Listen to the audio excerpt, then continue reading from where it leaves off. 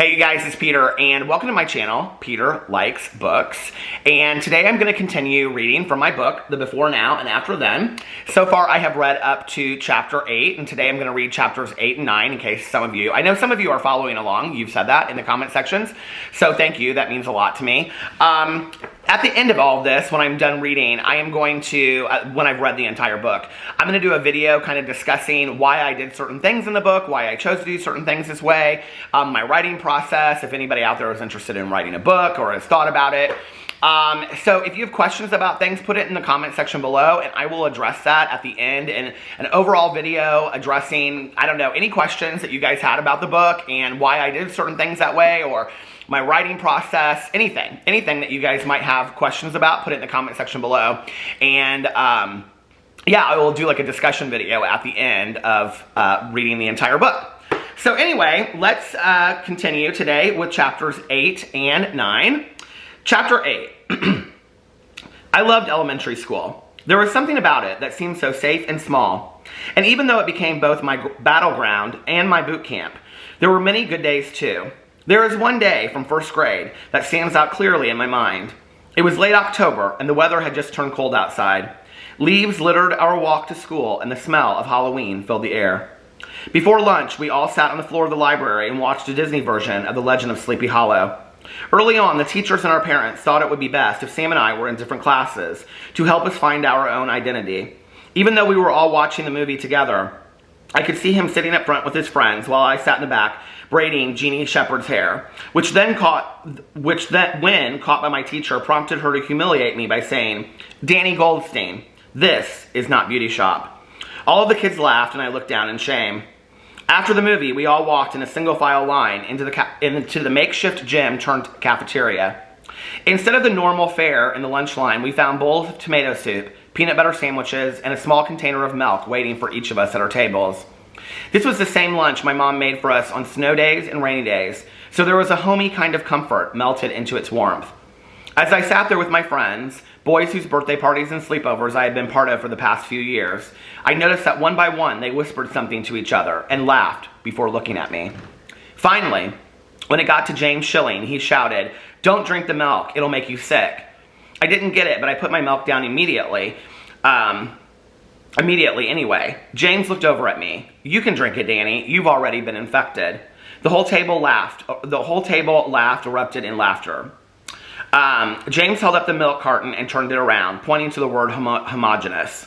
"The milk will make you a homo," he said, laughing, "but since you're already gay, it won't matter." Looking back, I'm not sure what hurt more, the fact that it was the very first time they made fun of me for being gay, or that those boys knew something about me I didn't already know about myself. Regardless, even though I was so young, I felt betrayed. That was the day I knew it was not okay to be myself, forcing me to hide in Sam's shadow and become his clone. I would never allow myself to develop my own interests, favorites, or even opinions.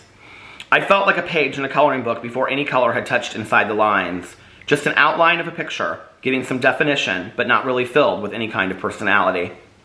That's how I felt as Mom and I drove home, the silence between us sealing the truth. When we pulled into the driveway, I looked over at her. "When did he tell you?" Mom started to cry. "You know, Danny, he was always so protective of you. He made us swear we would never tell you we knew." It was all coming together. "Wait, so you guys knew I was gay long before I told you?" She nodded slowly and continued to cry, staring out into the dark garage. "So I didn't even need to come out to you that day," I said, figuring it out like some sick mystery in which I had been introduced as the main suspect in the last few pages. "I didn't need to come out to you on that day, and Sam didn't need to leave to go to the park. Sam could still be alive." It was too much. I grabbed my backpack and got out of the car, slamming the door behind me. I walked inside and saw Uncle Alex standing in the kitchen. He smiled at me, but I just turned and walked upstairs. Before I could even take my bag off my shoulder, I could hear Mom and Alex's whispers in the kitchen. I walked to the edge of the stairs and stood there, listening in the shadows. "It doesn't matter," Mom said. "Alice, he needs to be angry. It'll be okay," Alex said. I wondered how people always knew what I needed. I could instantly feel myself being angry at Alex, and I hadn't even welcomed him here yet. I turned and walked back into my bedroom. Throwing myself on the bed, I turned on the TV, trying to drown out the thoughts in my head. Roseanne was on again. I flipped it off and turned on my fan, aiming it right at my face. My mind was reeling. I was thinking about those boys in first grade, and Sam, and Mom, and everyone talking about me, knowing my business before I knew it. and how they all decided it was best for me, what was best for me, and what I should do and what I shouldn't do and what choices I should make, and all of it was too much. And Rusty. I'm gonna beat his fucking ass too, he had said. In those 7 minutes after school, everything had seemed perfect. I closed my eyes and wished I had his number or knew how to get a hold of him, even though I knew I wouldn't actually call him even if I knew how. I pulled up my covers until only my face was showing, the cold air of the fan easing me into sleep as I watched my Curious George clock tick slowly. Tick, tick, tick. I was woken up by the sound of my phone buzzing in my pocket, and I looked at my phone, noticing it was exactly 6 o'clock. Pulling out my phone, I saw I had 5 missed calls from Cher. In the last message, she told me to text my address to her, that she would be there at 7:30 to pick me up. I stretched my arms over my head and straightened out my t-shirt, which was twisted around my body. Although I didn't really want to deal with Mom, I knew I needed to go and say hi to Uncle Alex. I swallowed my pride and walked downstairs. Mom and Uncle Alex were sitting on the back patio by the fire pit, drinking wine. When they heard me, they both turned around and Mom motioned to join them. She had changed her clothes into something more comfortable and was now in white v-neck and white boxers. Everything was always black or white. Uncle Alex stood up to give me a hug. "Hey Danny, how are you doing?" "I'm okay," I lied. If Uncle Alex wasn't my uncle, I'd probably think he was really good looking. He had curly dark hair and horn-rimmed glasses that made him look like a college professor. He was in pretty good shape because he ran every day, but what I always remembered most was how he smelled. Years before, I'd asked him what kind of cologne he wore because I wanted to wear the same kind and smell just like him. He had laughed and told me he just wore Old Spice classic deodorant and no cologne. From that moment on, I only wore Old Spice deodorant and no cologne. Both he and Mom had wet hair, so I assumed they had been swimming. The light of the pool lit the backyard, and the rain-filled day turned into a cloudless late summer night. "Isn't it beautiful out?" Mom asked. "Yeah, it is." "Go put your suit on and join us for a swim. We were just getting ready to order some Chinese and then maybe pick a movie to watch," Mom said. I hesitated. "So I made this friend in school. Her name's Cher. She wants me to hang out tonight. Is that cool?" "Cher?" Uncle Alex asked. "Not the Cher." Both he and Mom chuckled. "I didn't know who she was," I said. Uncle Alex turned around quickly. "While I'm here, I'm definitely going to need to do Gay Education 101. "So is it okay?" I asked again. Mom looked at Alex. "Yeah, I guess it is," she said. "You've never really had a curfew before, have you?" I shook my head. "Just let him go, Alice. We never had curfews," Alex nudged. I could tell they were both a little bit tipsy. "Okay then," Mom said reluctantly, as she had been pretty overprotective since the accident. I had heard of parents who detached completely, but that wasn't the case with Mom. "Seriously?" I asked. "Seriously, but I think tomorrow we should talk about what happened earlier." I nodded my head and walked inside to get ready. I wasn't sure what to wear, but decided on a pair of gray shorts and a white v-neck, just like Mom's. Like promised, Cher arrived right at 7:30. I heard what sounded like an old motorcycle coming down our street, but when I looked out my bedroom window, I saw Cher getting out of a decrepit black Honda hatchback. Even though I was far away, I could see bumper stickers wallpapering the entire car. She slammed the door and walked up to our house. My nose is driving me crazy. I just trimmed my beard, and it's like always itching my nose right when I trim my beard.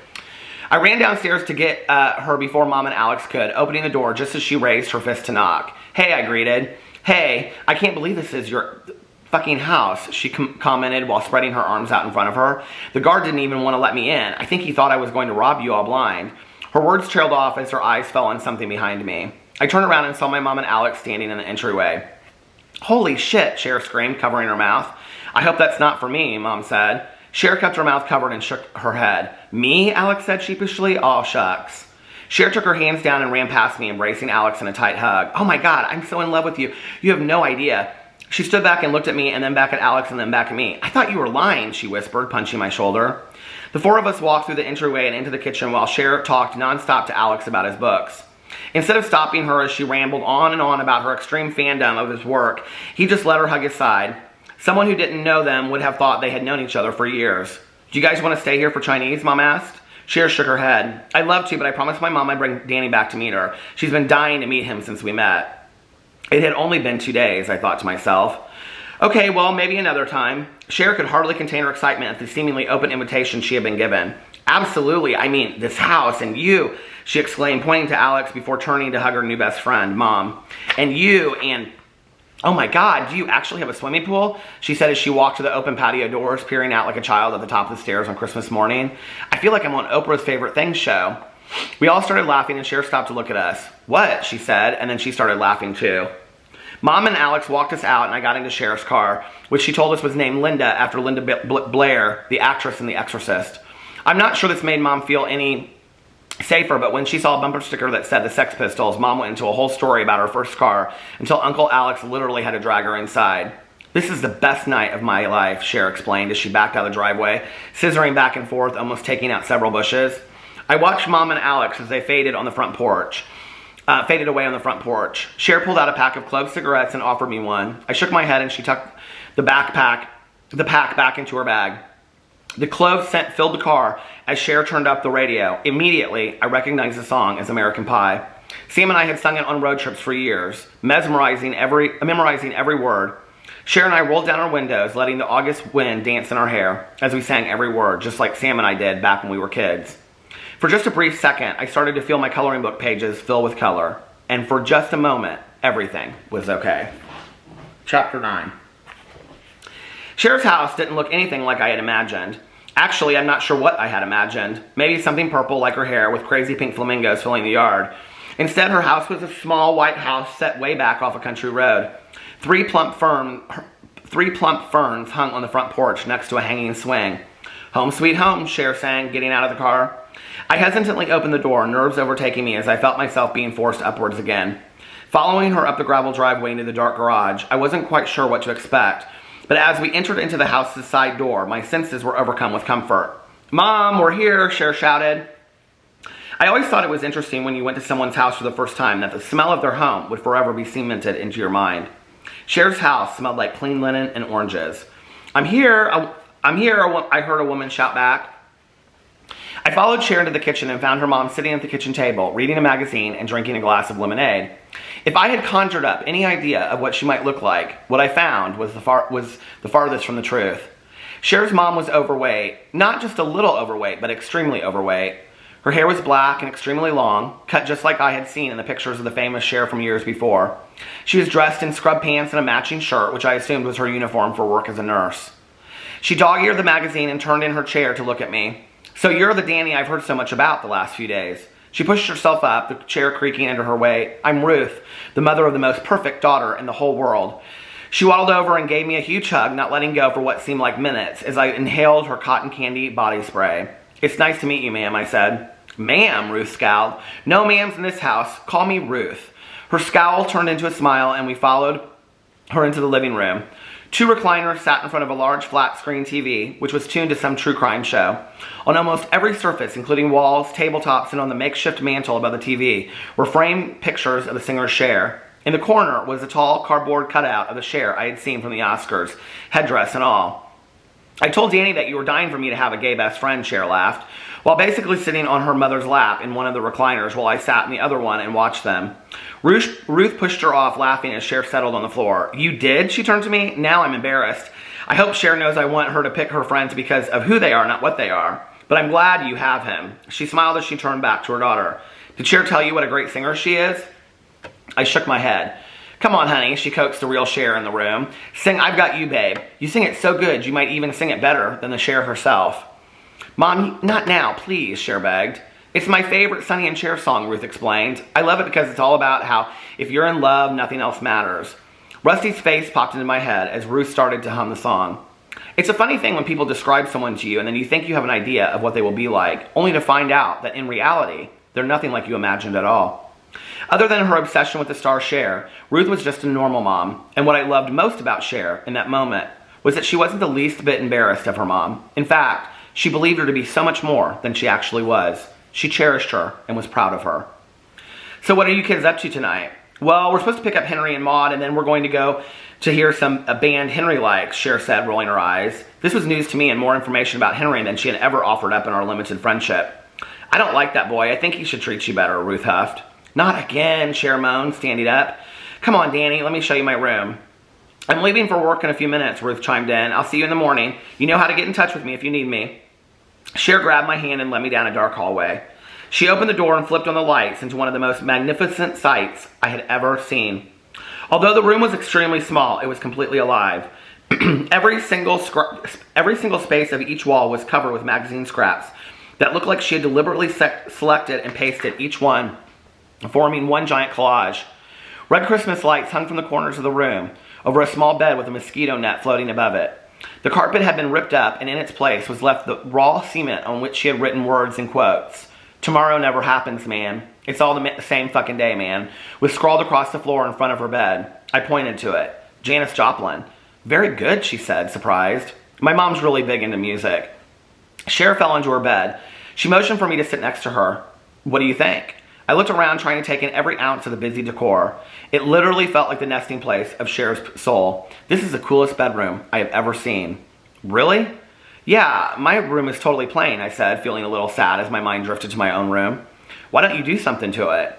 I thought about it for a second. If I explained what my room used to look like, I would have to explain to her about Sam, and I wasn't sure I wanted to do that yet. I found that when people knew I had a dead brother, they started treating me differently. "It's a long story," I whispered. "Well, we have all night," she said, leaning against the wall behind her bed. She fumbled in her bag before locating a cigarette and lighting it. "Your mom lets you smoke in here?" I asked, motioning to an ashtray on her nightstand overflowing with cigarette butts. "No," she smiled. "What's the story?" I don't know why, but I told her. Maybe I trusted her, or maybe I was tired of having it inside, but it didn't seem like something I needed to hide anymore. "My brother and I used to share a room." "I didn't know you had a brother," she said, more a question than a statement. "A twin." She sat up and smiled, hopefully an identical twin.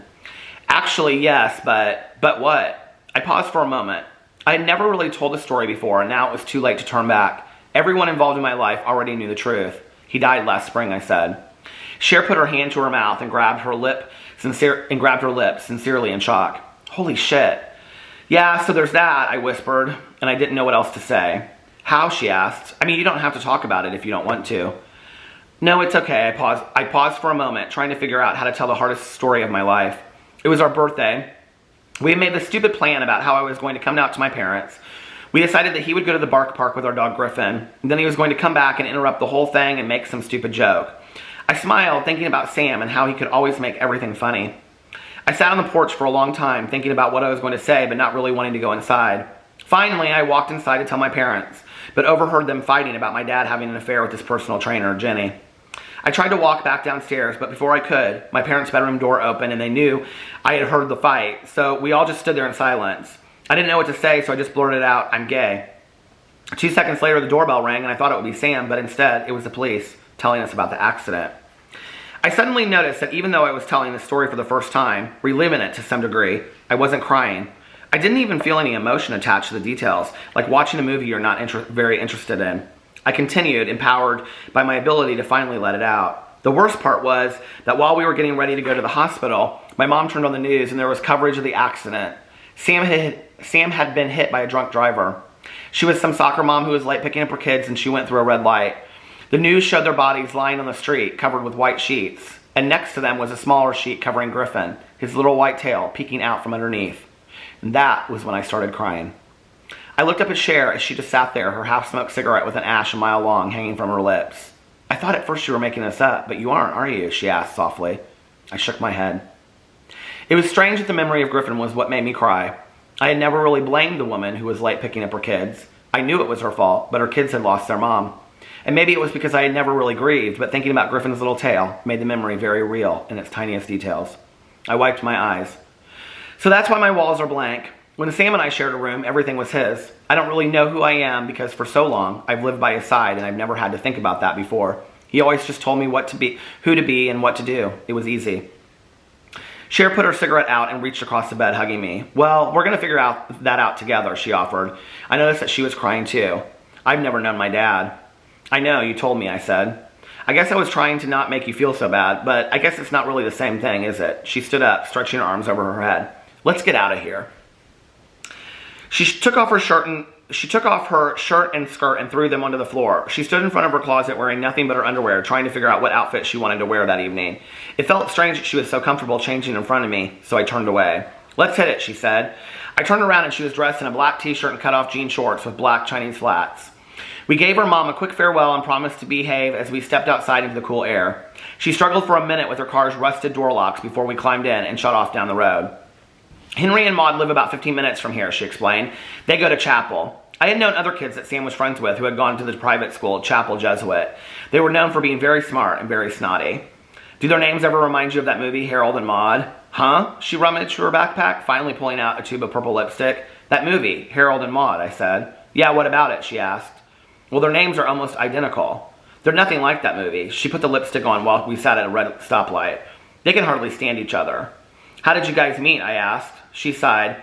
Maude and I used to work together at this ice cream store. She introduced us. They've been friends forever. How long have you guys been together? Since last spring, and it's been wonderful. I noticed she didn't smile. She just said it was like fact. I wondered if she really believed it or if she was trying to convince herself.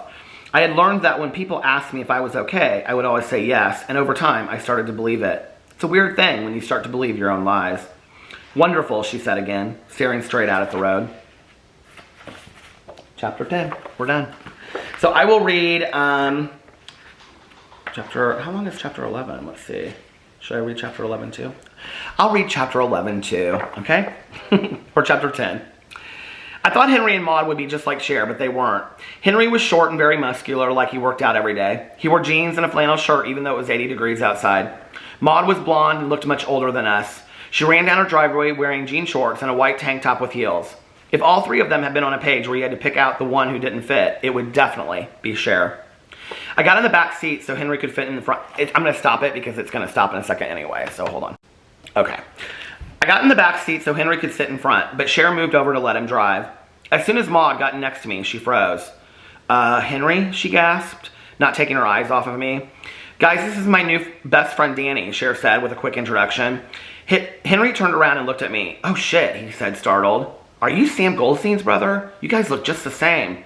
I had heard this all my life. The funny thing about being an identical twin is that you aren't compared to each other. It's more like one of you is compared to the other twin, usually the one who is more successful, better looking, more charming, more outgoing, or whatever makes that person better. I'd always been compared to Sam. There had only been one person who chose me as better over Sam. The summer after first grade, we had this neighbor named Dave. He was probably 14 at the time, and he would babysit us when our moms hung out.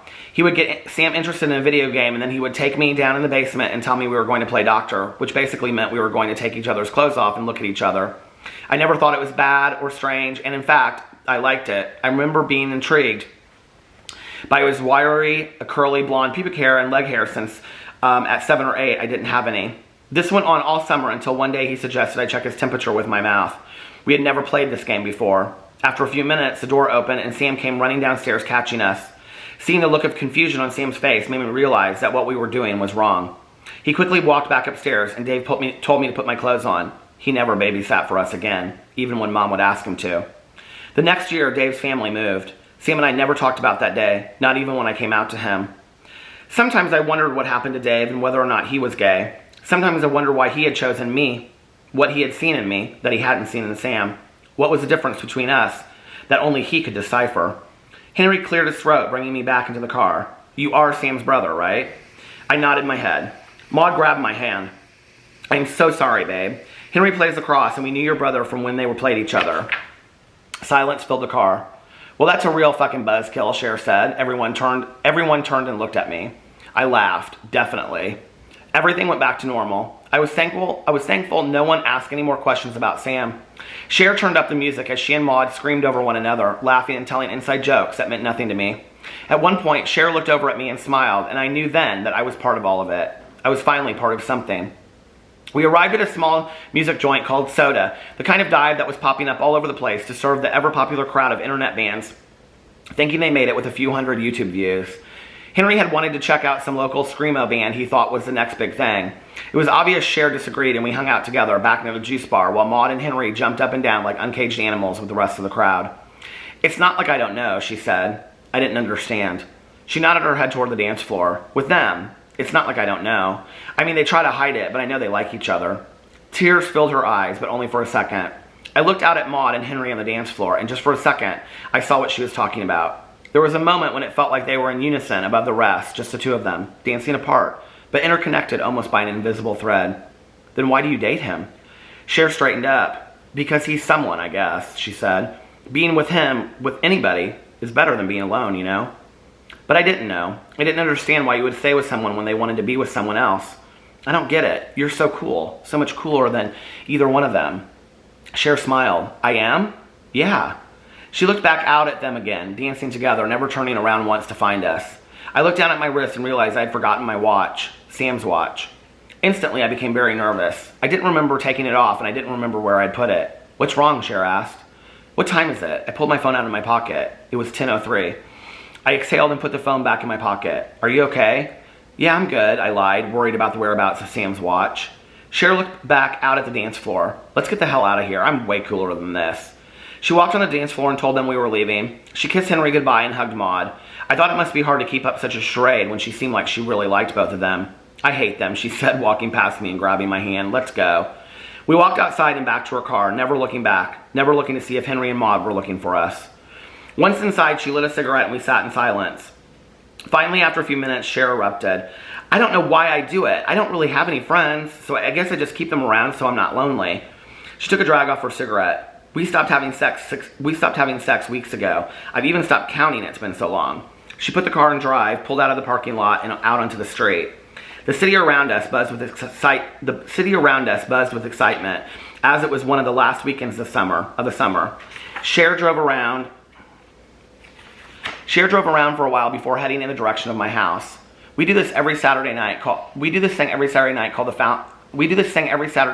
the Fondue Crew, where we go and get cheese and chocolate fondue at the melting pot. But I'm not going to go tomorrow, she said, nodding her head once in affirmation. It seemed like she had just made some life-altering decision. I didn't have the heart to tell her that the melting pot was our birthday restaurant, and the next day was the 6-month anniversary of Sam's death. There was no way I was going to be part of any fondue crew, whether she decided to go or not. So are you done with him, I asked. She took a drag off her cigarette. I don't know, we'll see. She was silent for a long time. I think tomorrow I'll go to work with my mom.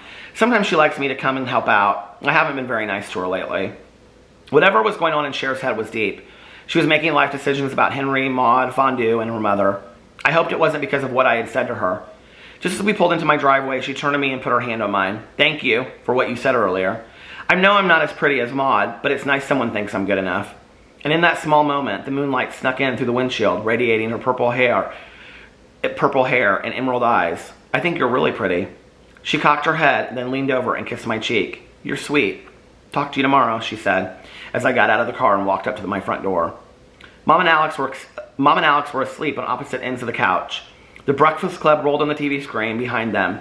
I stood there and watched the silent screen for a moment and thought about the different characters and how together they made everything seem so perfect for one Saturday afternoon in detention. They had made the worst possible scenario seem almost magical. I laughed to myself, thinking about all the imperfection in the last year which had led to one small perfect thing, Rusty, who in reality wasn't even a thing yet. And then I wondered if that drunk soccer mom was just some crazy imperfection, flying out of nowhere to forever change the direction of so many lives, coming towards Sam and Griffin's life, towards mine. Maybe, just maybe, the perfection of the world was found in the imperfection. Without the bitter, there was no sweet. Without Maude, Cher would not be so beautiful. Without Sam's death, there could never be a moment where I had met Rusty. It was a painful way to look at the world, but it made some sense in an abstract kind of way. Rusty. I flipped the TV off and walked upstairs to my room, turned on my fan and took off my clothes, getting into bed in nothing but my boxers. Turning to set my alarm clock, I saw Sam's watch sitting on top a piece of blackjack gum. Quickly setting the alarm, I smiled and closed my eyes. So, 3 chapters everybody got today. And yeah, put what you think in the comment section below. Thank you guys for listening. I love you and I will see you tomorrow.